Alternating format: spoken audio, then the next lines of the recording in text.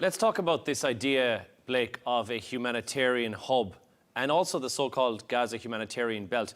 What exactly would that look like if it were to come into play? So this is a preliminary idea at this stage, we should clarify, but there are reports that the U.S. is considering establishing, as you say, these humanitarian hubs, and they would replace the Gaza Humanitarian Foundation. That was that very controversial Israeli and American-backed organization that distributed aid at distribution sites in 4 locations across Gaza. Now, according to this plan, these hubs would be based along the yellow line. There would be 12 to 16 of them along the yellow line, which is the area where Israeli forces have withdrawn to during the ceasefire. However, there's been multiple instances of Palestinians straying too close to that line and being shot and killed by Israeli forces.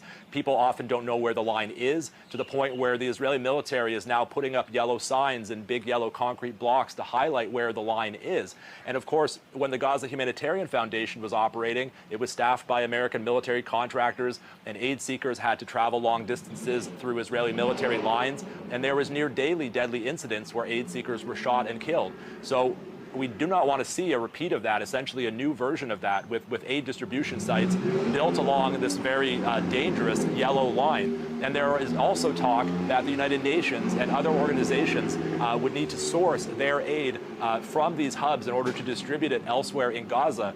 Similarly to before, the Gaza Humanitarian Foundation only operated 4 sites across Gaza, and limitations like that could very well see a limit on how much aid is available to be distributed in Gaza.